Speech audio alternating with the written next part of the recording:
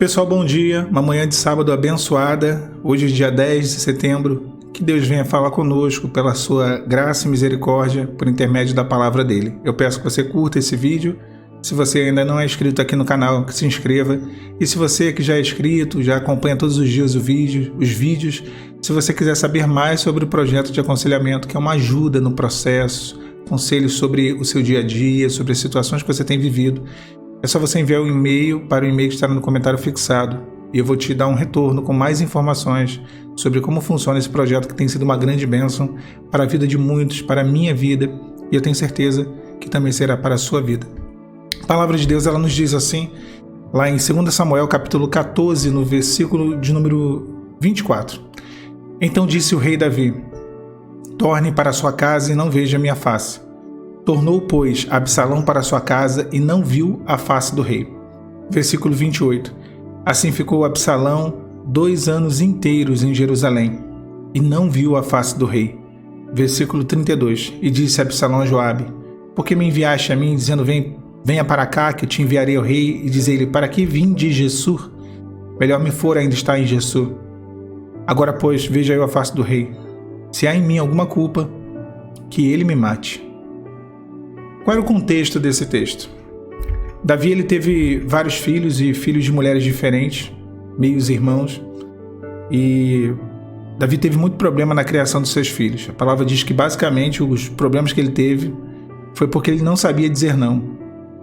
Ele não sabia corrigir, repreender, ele não sabia negar.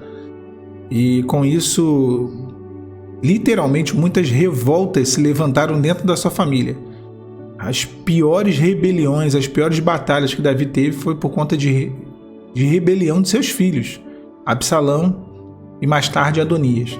Mas a situação de Absalão, ela foi uma mistura de coisas. Alguns eventos aconteceram. Como eu falei, Davi tinha filhos de mães diferentes. Absalão, ele tinha uma irmã chamada Tamar. E ambos tinham um meio-irmão, irmão só por parte de pai, que era chamado Amnon. E Amnon, ele se apaixonou pela sua meia-irmã, Tamar. Ele fingiu que estava doente. E quando a notícia chegou até Davi, a notícia foi junto com um pedido. Amnon pediu que a sua meia-irmã, que a sua irmã, Tamar, fosse até a sua casa e o visitasse. E ela fez. Ela foi até a casa dele, o visitar, dar uma assistência para ele. Chegou lá, havia uma armadilha preparada. Ele inventou aquela doença, ele usou aquela visita como um pretexto para violentar a sua irmã Tamar. E assim ele fez. A violentou e depois a repudiou. Não quis mais olhar sequer para a sua face.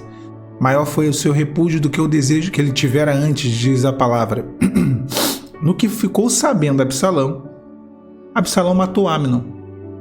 E aí, pronto, o cenário de desgraça foi desenhado. Ele mata Amnon e ele é exilado para Gessur. Ele fica lá na casa de seu tio-avô e Davi não tinha perdoado. Havia um ódio muito grande da parte de Davi por conta dessa situação que Absalão mata o seu irmão para vingar ali a honra da sua irmã Tamar.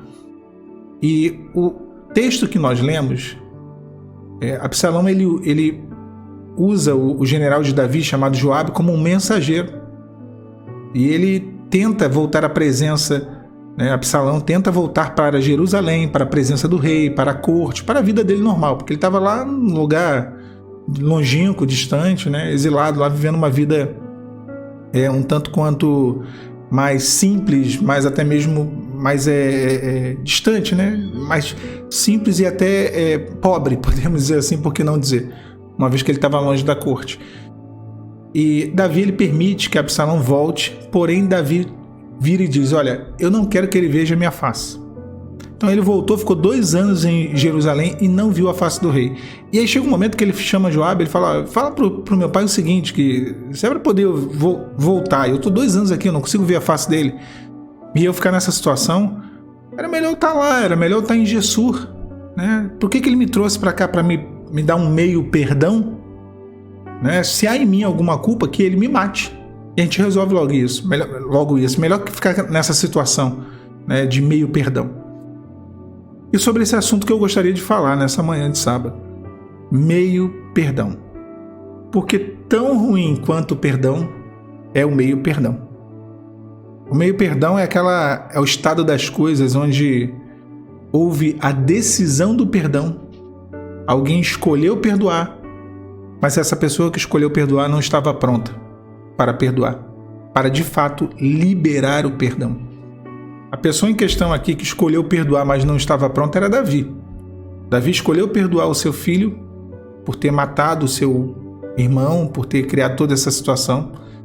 Escolheu, mandou Absalão voltar, porém Davi não estava pronto para liberar esse perdão. E eu sempre digo aqui no canal que perdão é uma escolha, mas perdão também é um processo. E é um processo diário. A partir do momento que você, que eu, que nós escolhemos perdoar, nós passamos a perdoar ou a escolher novamente ou a viver esse processo diariamente.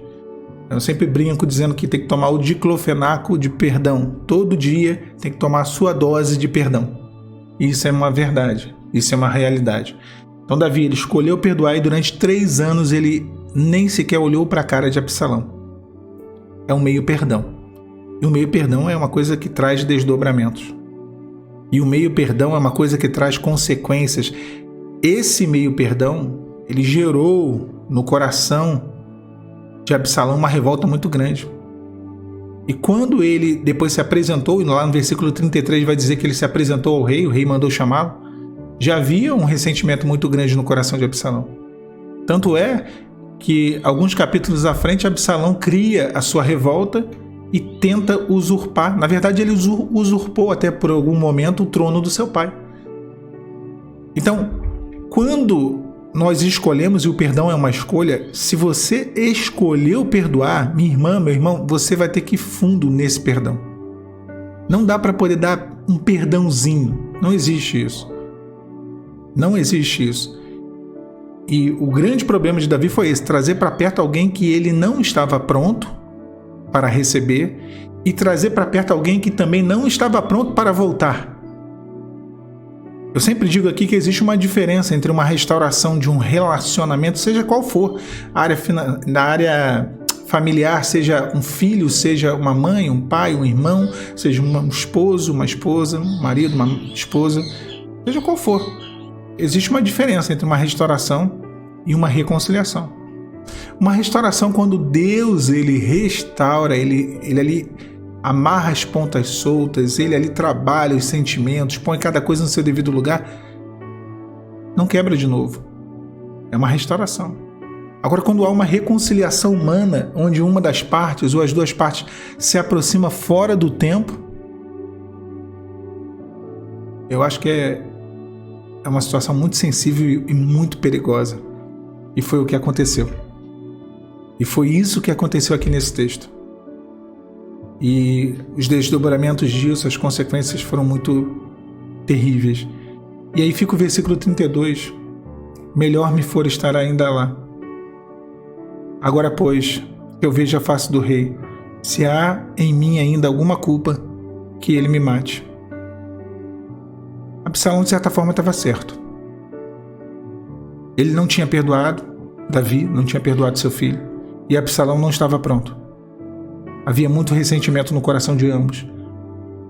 E melhor, de fato, fora ele ainda estar lá, em Gessur. Melhor seria ele estar em Gessur. Porque a distância, ela seria um tratamento tanto para Absalão quanto para Davi. E aí Absalão vai para Jerusalém, fica 2 anos e não vê a face do rei. E continuam separados, porém próximos.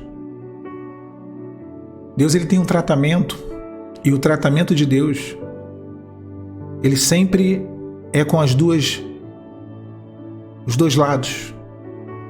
Sempre o tratamento do Senhor é com um e com o outro.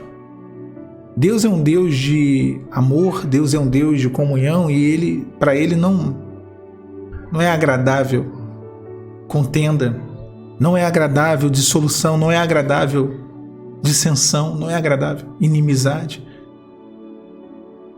Agora existe um tempo para que as feridas sejam curadas, para que o perdão possa produzir um efeito de restauração real, existe um tempo. Se você nessa manhã chegou até aqui no canal e você escolheu perdoar, em algum momento você escolheu, mas tenha uma percepção, porque Deus não vai revelar aquilo que você sabe. Se você não está conseguindo liberar completamente esse perdão, nunca será o momento de se aproximar.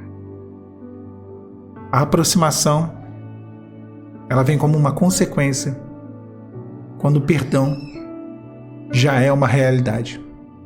Que Deus te abençoe, meu irmão, minha irmã, nessa manhã e nesse dia. A paz do Senhor Jesus.